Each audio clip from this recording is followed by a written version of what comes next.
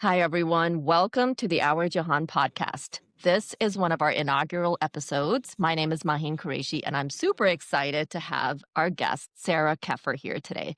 Sarah, thank you for joining. Yeah, thank you for having me. I'm excited to be here with you. Likewise, likewise. So I just want to tell everyone how Sarah and I met about a year plus ago. We were part of Coach Ali Levin's Be Profoundly You community for global women, working on leadership development and creating the life that we all want to live. And Sarah co-facilitated the community, and it's just been great to get to know her. And why I wanted to invite Sarah to speak with us and for you to hear from her today, and thank you again, because I'm really grateful you agreed to do this, is Sarah really stood out to me as someone who has persevered through some pretty significant challenges in the last couple of years, especially from what I've heard.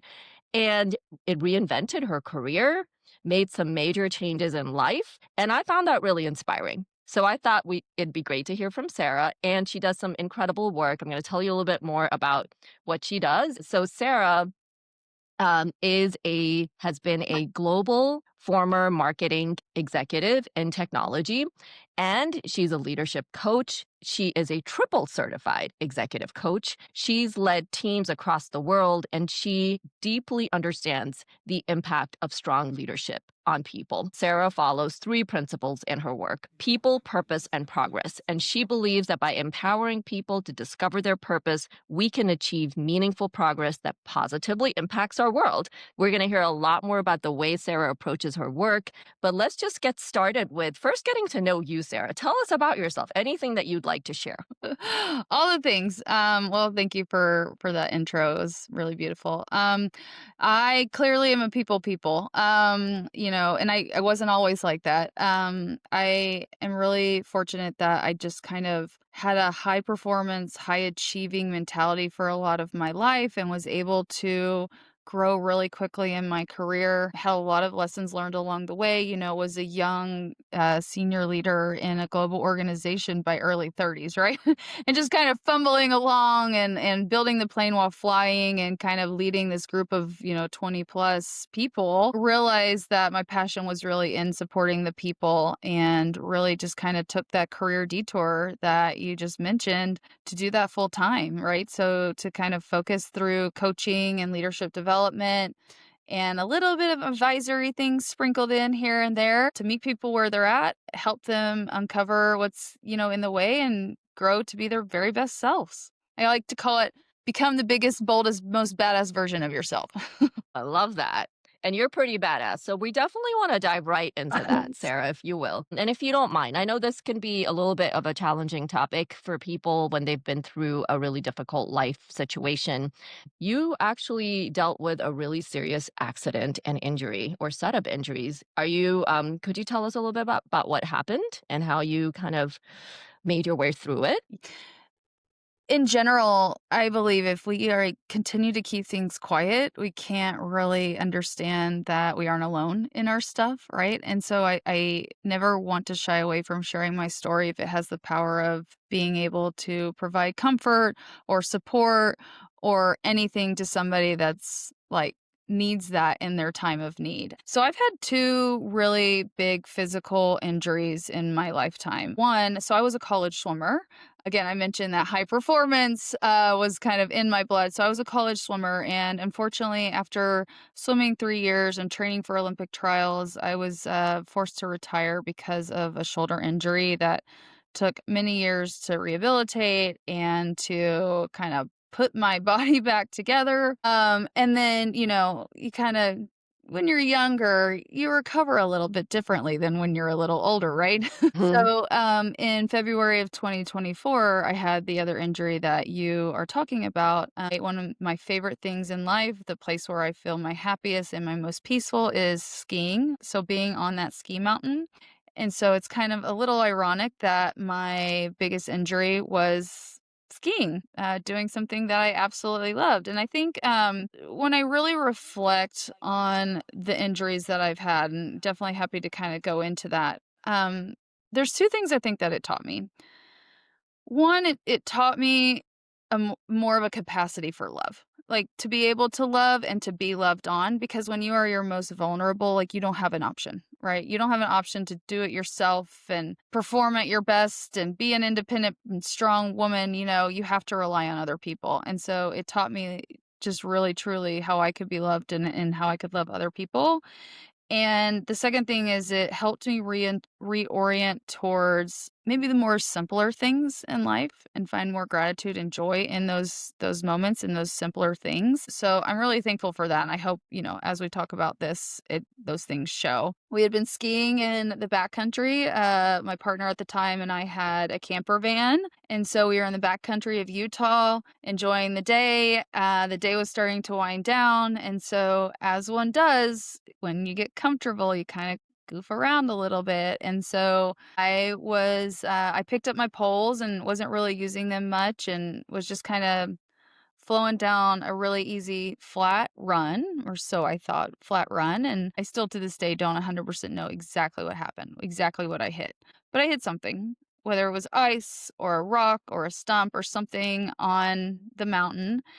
And it hit it in all the wrong ways. I did what I like to call a flying squirrel situation, where my skis and my poles and me all just kind of went everywhere, and I ended up landing partially on my face and on the entire right side of my body. Um, you get shaken up, kind of came out of it a little bit. And as I was trying to figure out where I was at and what was going on, I kind of touched my face because it immediately hurt. And I had blood. So I was like, "Oh, I probably cut my mouth or, I'm bleeding from my nose or something like that."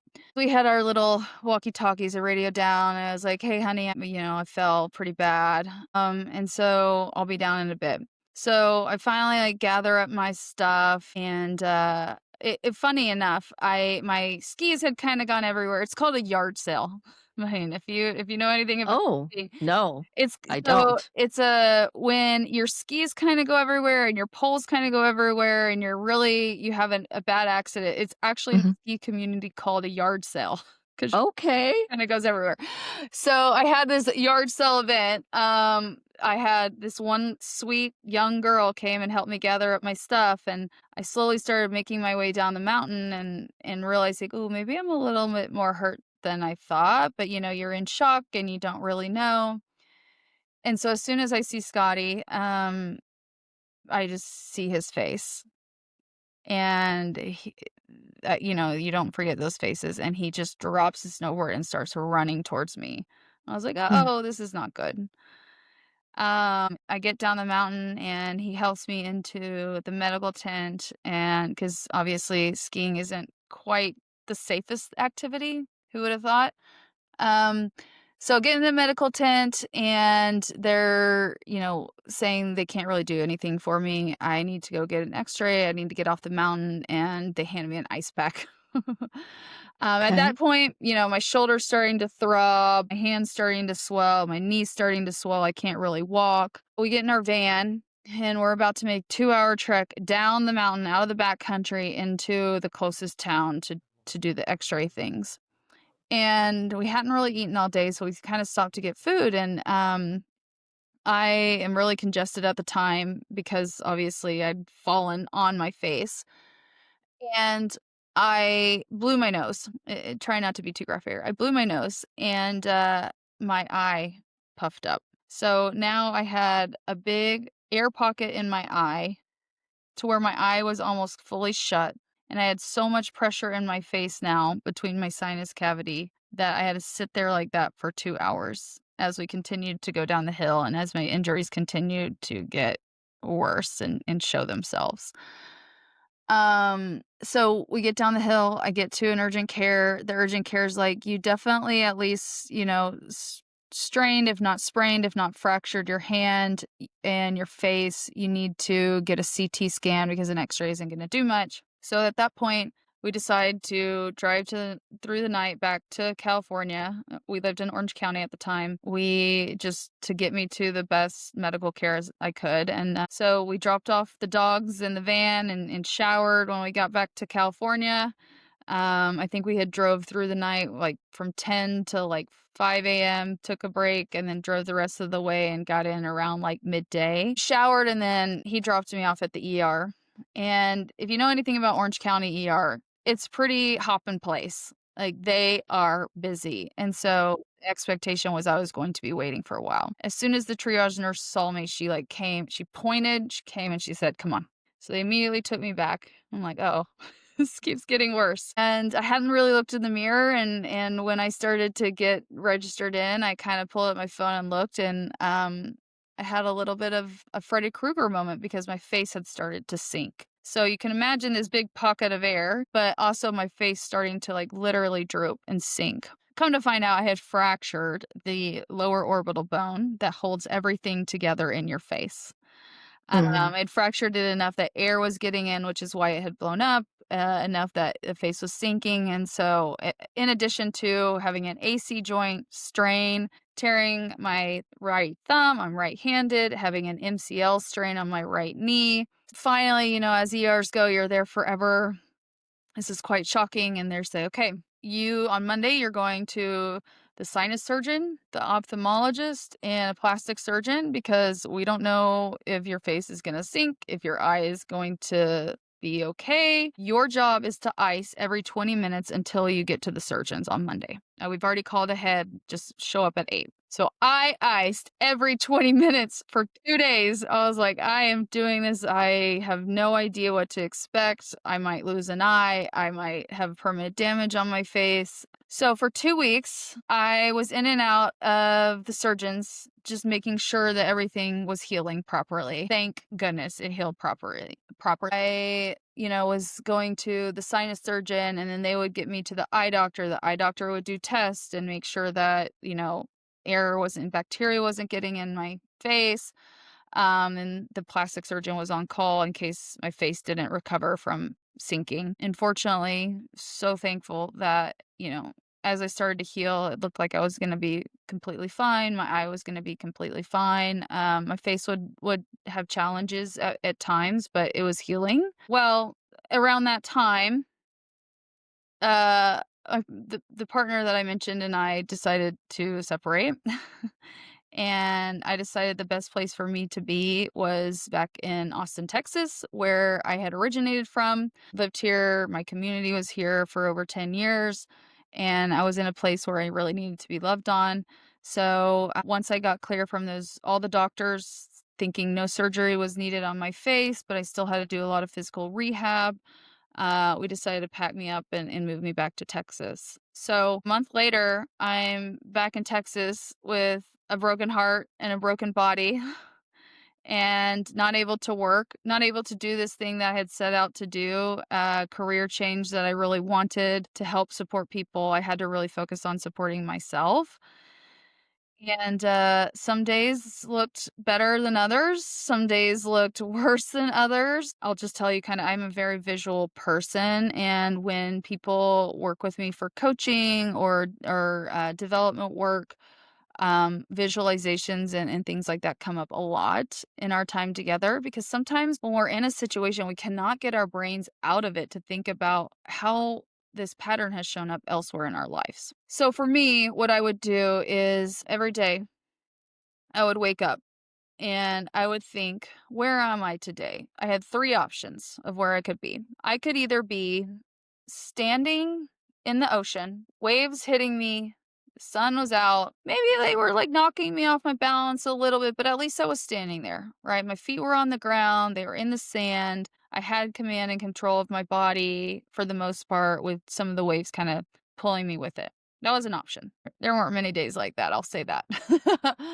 The second option was I could be surfing. So again, I'm pretty active. I moved to California. We surfed a lot. If there was happened to be a day where I was riding the waves, where I was living the best day, I would soak it up and be thankful for it because you don't always get the waves. You don't always get to surf, right? You have to take those highs when they're there. Third option was where I was many days, and that was under the water. So in surfing, you don't always get to stay with the wave, right? Like you don't ride it out. Sometimes you accidentally fall off your board or you don't catch it right, and the wave can kind of go over you and push you under the water. And if you panic, you could get caught up in the wave and you can actually get really hurt. So, what they teach you is when these waves are coming, and especially if they're really big and there's a set, you just have to stay under and be really calm and just hold yourself there steady and try to be as peaceful as possible. And then you kind of figure out when the wave is hit and then you come up. And so that's where I found myself a lot of days, was that I was caught under the wave. And so I just had to say, "I'm caught under the wave today. I am going to breathe. I am going to just be here because the waves will always pass. And my job is just to stay calm and to stay in this moment and not try to get out of it." Mhm. That is where I could get really hurt. And I say that because it really was one of the things that helped me heal all the facets of myself as I was kind of going through this, was acknowledging and just being present with where I was in that moment. Not trying to change it, not trying to control it, just letting it be and knowing that there's a version of that in our life at all times, and trying to always ride the waves is just not possible. So, Yeah. Wow.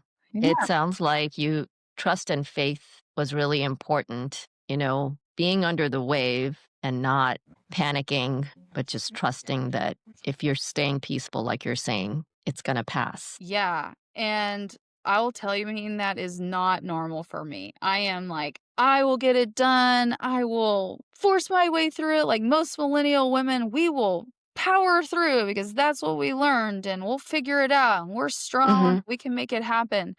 And again, these injuries taught me that you can't do that, right? You cannot heal your body faster than it's ready to heal. Mhm. And so it really was putting my faith in myself, putting my faith in those that were with me, that my community that lifted me up and helped me heal my broken heart and supported me on healing my broken body, truly.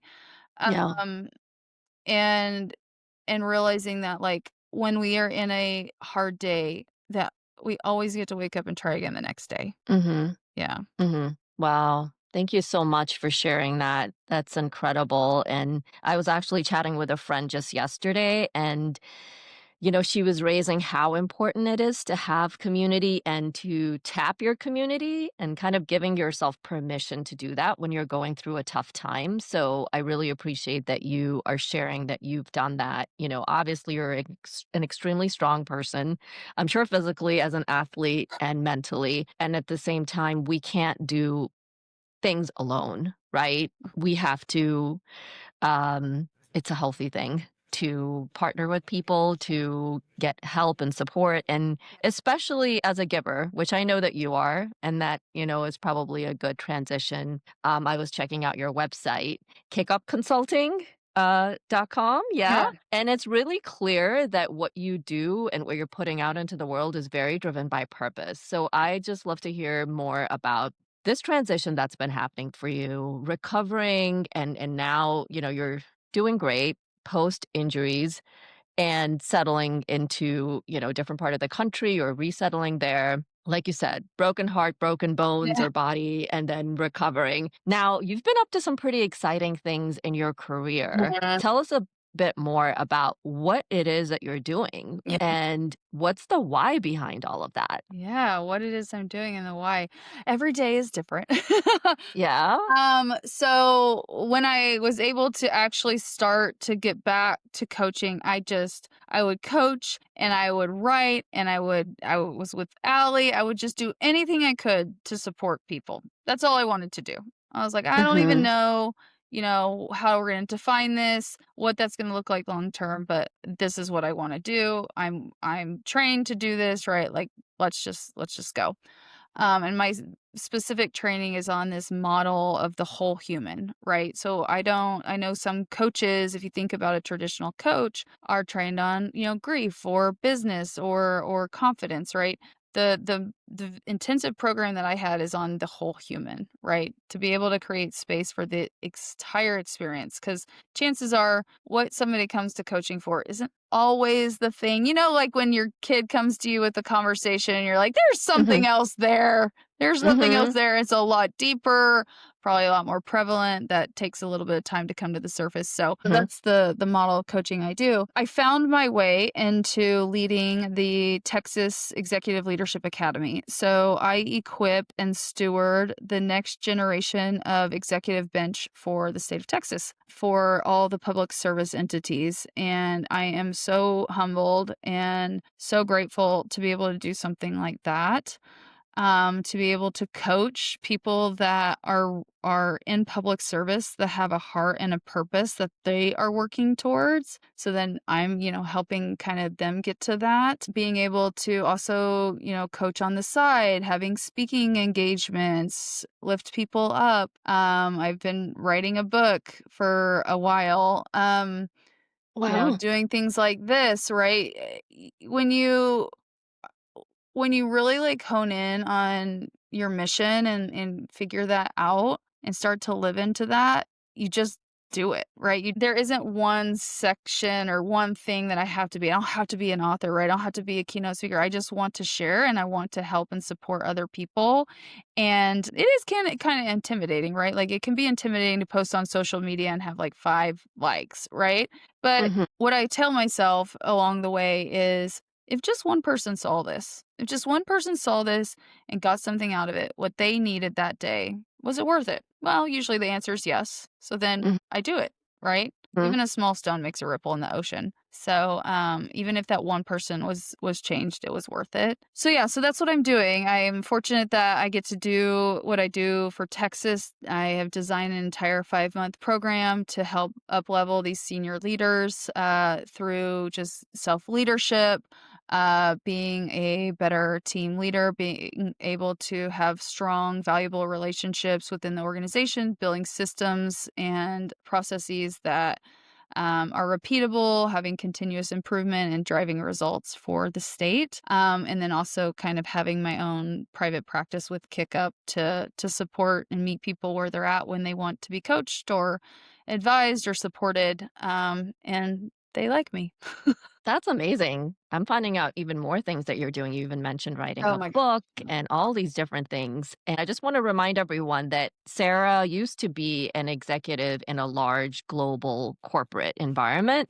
And so, again, I think many people are considering transitions in their lives and careers. And it can be pretty nerve wracking to take those first steps. But like you said, whether it's 5 likes on a post or starting small with coaching or whatever you're going to do next or as an entrepreneur or solopreneur, I think it's motivating, it's inspiring to meet real people that we can all relate to, that are doing this.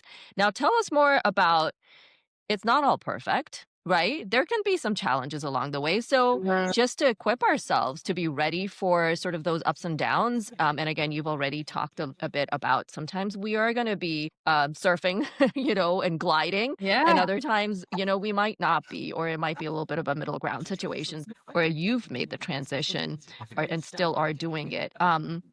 What advice do you have for people in with some of those challenges and changes that they're going to experience in their lives? Yeah, challenges and change. I love this question. Don't do it alone. It's my number one thing. You will go so much farther, faster, stronger if you have people that you get to do the transition, go through changes, be supported on challenges with. I'm very bullish on that. It doesn't have to be a coach. It can be a support network, and like the right support network, right? You don't If you're wanting to make a career change and you're going to start being an entrepreneur and your family is very risk averse and they're telling you this is a bad decision, like, that's not the kind of support that you need. You need to find people like we have in Ally's community that are embracing the risk and going towards the mission that they want and the purpose that they want in life, and are going to encourage you through those moments and share their struggles so that you know that you're not alone in it, and kind of can create a new support structure around yourself. So whether it's you get a coach, you get an advisor, you have a mentor, because Allie was my mentor. That's how we were connected first. So Hmm. to kind of add that there, when I was a VP of growth marketing, Allie was our executive coach for our leadership team, and I just adored her and asked her to basically be my mentor, got to start to work with her on some marketing strategy, some coaching, and then obviously the community. People like that can change your world. So if you lean Mhm. into it, you there's no telling what is possible out of these relationships. I really Absolutely. do believe relationships are everything, right? And I think the other thing, I know we've talked about this before, is knowing yourself, and I call that kind of self leadership, right? Knowing what your growth edges are, knowing what your strengths are, and leaning into the strengths. We have seen in the data a million bazillion times that people get more out of themselves and their product and their results by capitalizing on a strength, not upleveling a weakness. Mm, And so if we can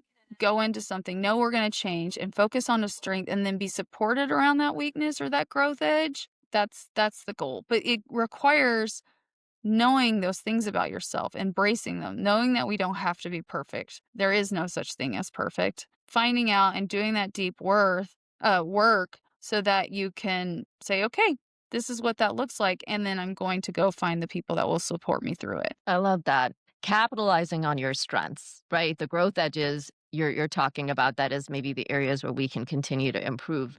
And at the same time, not getting bogged down by the so-called weaknesses, right? There is so much we can do when we lean into our strengths and the things that we love. Those are the clues that tell us, like, if something has been kind of in my mind, in my heart, that I want to try out, I want to put it out into the world, do it. Mm, What's the worst that's gonna happen? You're gonna actually take some action, yeah. and then, when we were in the community that we've been talking about with, Ali Levin, you went out of your way. You knew that I was justice oriented. You put me in touch with one of your dear friends, and I really appreciate it because when I talked to him, I just remember him kind of sharing some feedback with me about some of the things that about my interests, my journey. And I remember, told me something that stuck with me that I kind of didn't know about myself. It was simple, that I have a unique perspective. And I thought, well, what's so unique? But Mm, it helps when you talk to people. And I think, to your point, you'd be surprised what people will do for you, even when you don't ask them. And then asking, like I did when I asked you to be on our podcast and mhm. you agreed, um, we shall, as they say, ask and you shall receive. So it is a good idea. Yeah. Put it out there, everyone who's listening and watching today. Take action on things that you want to do and you Yeah. can do. And the things that people tell you you're good at and that that's a strength, like Sarah's saying, capitalize on it, get started. Yeah. And, so many, I mean, I think this is near and dear to both of our hearts, right? So many millennial women. I work with so many millennial women that, we've done all the right things. We got the degree, we got the job, we, built the family, we did all the things that we were supposed to do. And then we kind of wake up one day and we look around and we're like, this is it, right? Now what? Now what? And it becomes kind of this, like, overwhelming sensation, and they kinda come crashing down, and some people kind of start to flounder or go into that depression spiral. It is actual an is stage in life that you cycle through that change, right? It's the framework of the Hudson model where we all have to kinda go through this unburdening, so to speak, to find out and become the new butterfly that we're supposed to be. So I always have an exercise, right? And you said something just a second ago that really resonated. Is just like, find out and do what you like, right? Mhm. That is step 1. And so many of us, when we're swimming in this, "Oh my god, I don't know what to do. I'm gonna go do this." Like, we try to go to step 7. We try to jump ahead, or we have this, "I need to get out of this feeling now, so I'm gonna gravitate towards this one other thing," right? And we completely miss step 1, which is finding out what we actually like to do, what we're actually good at, and what we're no Mhm. longer willing to, like, tolerate or settle, or what's missing in our world. Every time I kind of do that specific exercise with folks, it is pretty enlightening to be like, "Oh, I didn't realize what I said I liked is actually kind of just meh to me, and the only reason I Mm. said I liked it is because I have nothing else that I enjoy in work or even in extracurriculars." to like give me that joy, to give me that fulfillment. And then starting to find that can help really give the momentum to be able to make the change. Yeah. So, Sarah, I know that coaching is not the only way to do this. And certainly, there's tons of content out there that people can use and do that kind of work. You could start with journaling. That said, I think I had a perception that you really have to be an executive to have a coach, which clearly was not the case. And so, just tell us a little bit about how coaching can be accessible and also what are you offering and how can people reach out to you if they're Yeah. interested in some one-on-one time with Sarah? Yeah. I will tell you, I coach even high school and college athletes, right? Anybody that knows that they have a goal, they want to achieve that goal, and is willing to do the hard work to get there, that person can take a coach, right? A coach like me or anybody that is specifically certified to create the space for you to become your best self. And that's truly what I do. A lot of us are trained a specific way. We show up really well by creating this space for that person to do the deep work and the change. And it really comes down to who you vibe with, to be honest, steal the language with the youth. But the best coaches in the world offer that, right? And I can tell you, I've had 4 instances where I have sought out a coach and how each of them has been pivotal in my life. And to be honest with you, my first coach wasn't even for me specifically to make change in my life. It was hired by my company because I was a terrible presenter. My senior leadership team flew me up to Gartner headquarters in Stamford, Connecticut to present to Gene Hall, the CEO, and I bombed it. I was so bad. It was so monotone. And I can't tell. oh my god, I had no storytelling. Like I knew it was awful. They knew it was awful. So the first coach truly that they hired was for me to learn how to present, to learn how to navigate a story, right? And to be able to tell that and to tell it confidently.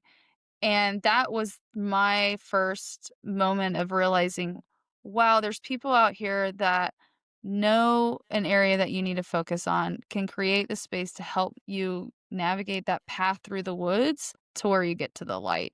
Mm, Um, wow. And yeah. of course, you tell stories beautifully Oh, because you just did thank that. you. So, well, this is a great example. Thank you for sharing that and being vulnerable that way because guess what? None of us are perfect and we Yeah, will never I be. know. That said, we can get coaching, training, and Yeah. look at where Sarah is now. She's speaking and coaching and writing a book. That's incredible. No, thank you. What is I Yeah. would love to hear, not to put you on the spot, but what Yeah. does that look Go for like it. for you? You Mm. kinda sought that out in your life. The change in terms of Yeah, like, transitioning. yeah, when you're going through the hardest transitions, did you have a coach or somebody and that Mm, kinda looked yeah. I actually realized recently that I have 3 coaches, and so Coach Allie Levin, for those of you who don't know her, she's incredible. My sister introduced me to her a few years ago, and I joined first a group career coaching class, which is her CLEAR program, and then fast forward the community that Sarah and I are talking about. And then my other dear friend introduced me to someone who is but probably the best way that I can describe him, some people call him a soul teacher. Don, if you're listening, I'm talking about you. And he's a fitness coach, but really very spiritually guided and so inspiring. And just it's incredible how much time he makes for every single person in his life wow, cool. and I can't say enough about the generosity. So there's Don. And then there's another friend of mine that because I've had some recent health wake up calls, which actually, you know what, is the universe's way of telling me to pay attention. Pay attention to my well being, Mhm. pay attention to self care. If you're going to do work outside and in the community, we do have to start with ourselves. Um, and so I ended up starting a holistic health program. She may know if she's watching, that I'm talking about her. And she's a friend of mine as well. So I couldn't agree with you more, Sarah. Sometimes the coaches are official, sometimes they're Oh, really? unofficial. And guess what? Allie as well. I reached out to her offline and she did not hesitate to make time for me. I'm in a women's community with her, so it wasn't a regular meeting, but I said, Allie, I have some things that I'm trying to work through. can I talk to you? And she was incredible, and she pretty much mentored me Yeah. one-on-one. So, let's not do this alone. We all have each other, and Yeah. people wanna help other people, Yeah. and we can learn so much from each other. So, thanks for asking. Yeah, of course. I mean, I love hearing that. I had a feeling Allie might pop up in there because, again, she's just incredible and has obviously Yeah. been a huge connection for both of us. But we're in such a Mhm. world where we're so disconnected. We're on our computers, we're in social media, politically, right? We're all just kind of on polar opposites. We forget that there's commonalities and there's a middle ground, and it is on us to be able to connect there. And I think, like, if we really think about it, a lot of us are hungry to do that Mhm. in community with others, and maybe we just don't know how to take the first step. And so I love hearing that you kind of have seen it many different ways from different coaches. I obviously have as well, like, formally, informally asked about it, had injuries that kind of was like, you're gonna help me because I can't do this by myself. All of the Yeah. above, right? But asking for what you need and being willing to be vulnerable is a strength if you really think about it. So Mhm. 100%, completely agree, and I do wanna pick up on what you just said. I think people really do wanna connect, like you said, people have so much in common, and if we haven't been through exactly the same thing as someone else, we can have compassion and empathy and learn from each other. So, that is definitely one of the things we're trying to do out here, and I see other groups doing it too, right? I sure. see others in media and what have you, they're really getting out there and saying, "Guys, this division is kinda manufactured. We have a lot more in common," and I think we know that as humans. We all work together. We are neighbors, right? And we're in the community together wherever we live, and online. So I definitely wanna underscore that and, appreciate you bringing that up. Yeah, yeah. I think, like, one of the main topics that I get asked is human connectedness in the time of AI. I Mm. guess on podcasts there, just because I do have that kind of advisory lens on the AI. I am part of running a conference on that in the spring next year.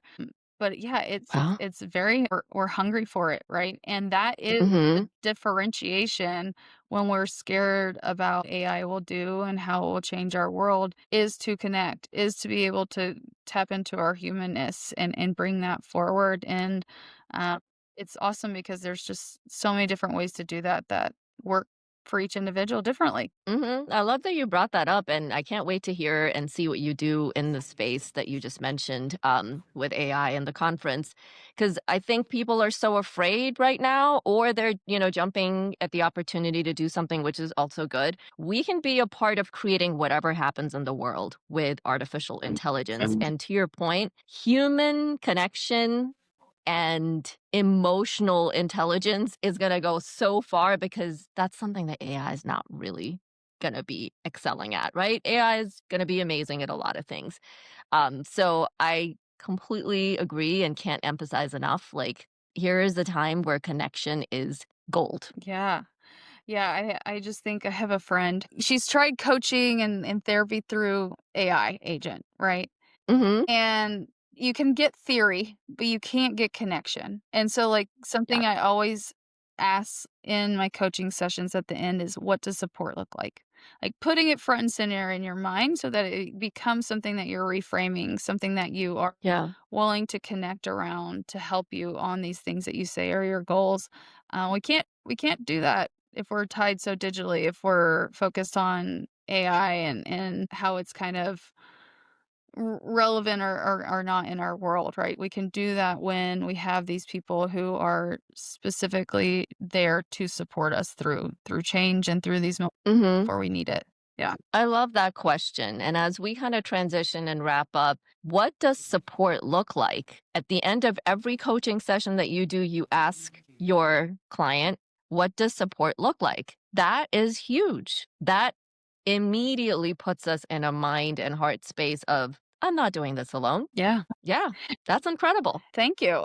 I'll tell you, I would say maybe half the time they don't even mention me.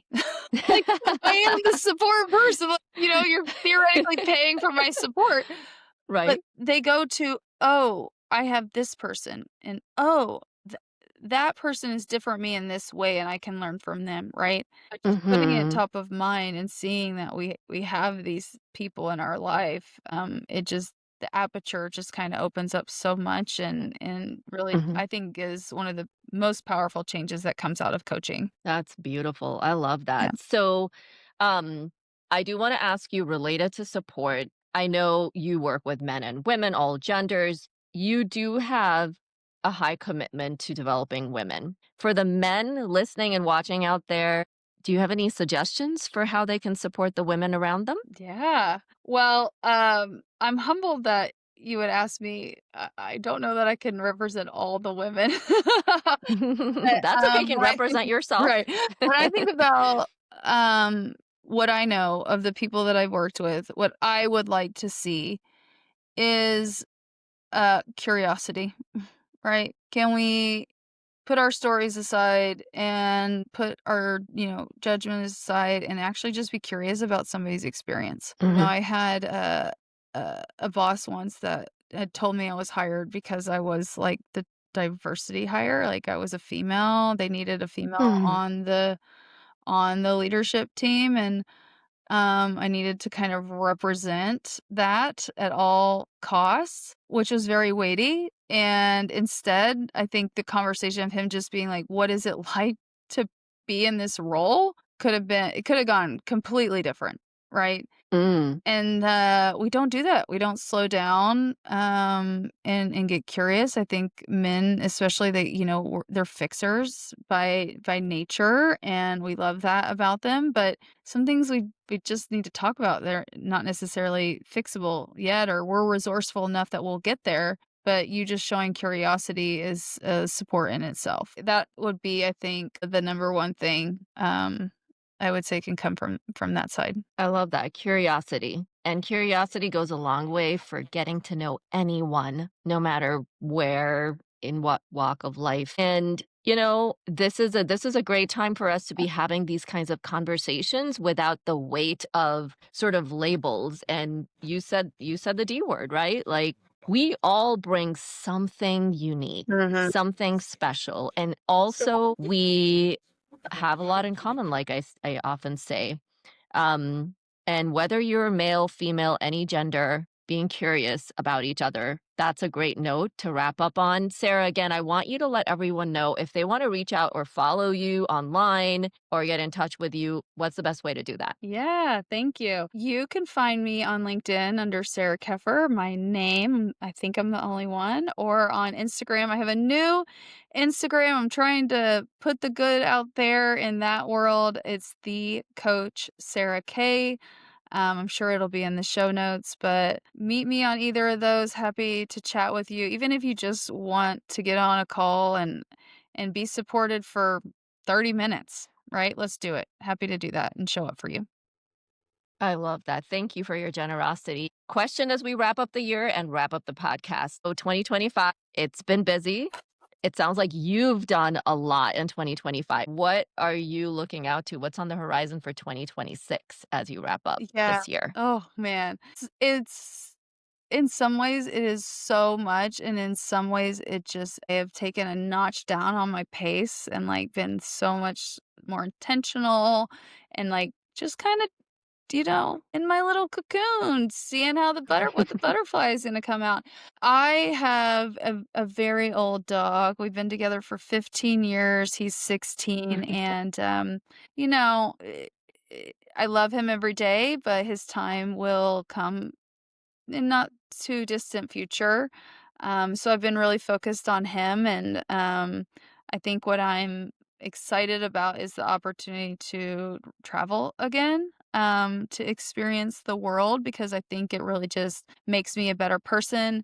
It helps me show up better for other people. I'm coaching people in Africa and I coach people in Belgium and in Canada, and our cultures are so different. And I do find it's my job to meet them where they're at and to support and respect that. And so I want to just travel and experience cultures, and how it becomes more of a tool for me to show up well for others is really exciting For me, right now I have only one trip planned, but I think there will be a couple others. My trip is planned for Italy and Switzerland, so we'll see what else comes up on the radar. I love that. Travel is invigorating. You learn so much, and Mhm. I never regret when I Oh, travel. Italy and Switzerland happen to be the place that my son and I went yeah, last year, so so I'm sure it's funny. going to be incredible. Can't wait to hear more about it. Sarah, thank you so much for Thank doing you. this with me today, and thank you everybody for joining us. This has been an amazing conversation. Follow Sarah, reach out to her, and then look out for more of our first few episodes of